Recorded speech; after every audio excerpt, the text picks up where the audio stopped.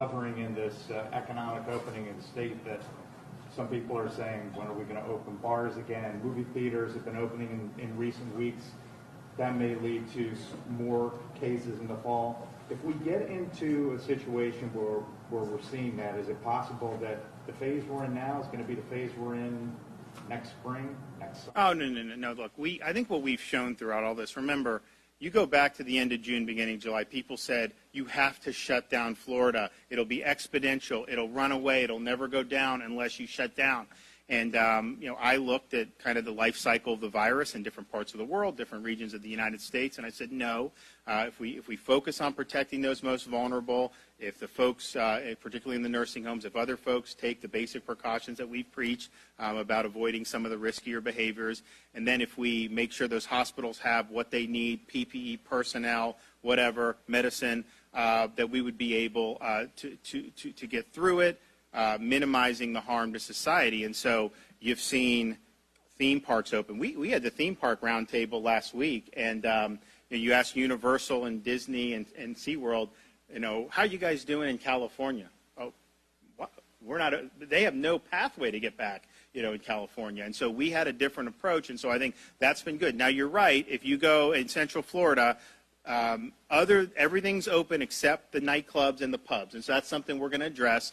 It was a situation where we wanted restaurants, we had them doing some certain things. So we said, look, if a pub does the same thing, what's the problem? That wasn't their business model, and so we ended up it was an enforcement issue more than anything. But we are going to address that. We're going to move with that, and then obviously we're going to work on our 3 southern Florida counties, getting them where we are and there. But that's really the last piece of the puzzle. And I think that's something that's good. We gained jobs, 74,000, I think, private sector jobs in July. And just imagine if we had shut down the state, we'd have lost another 300,000 or 400,000 jobs.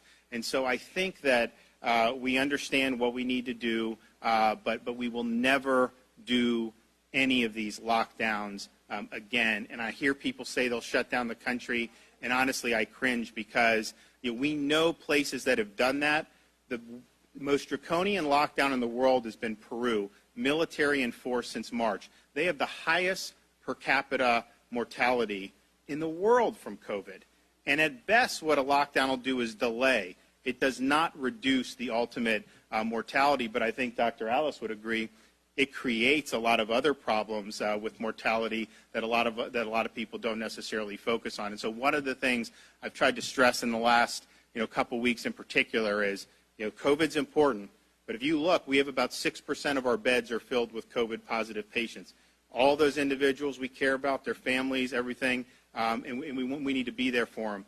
But out of 22 million people, we've got issues with people delaying cancer screenings, not coming in for heart or stroke. We have, we've lost ground on the opioids since March, some of the other mental health issues. So we want to continue doing all of that. I think that it's got to be a full spectrum approach.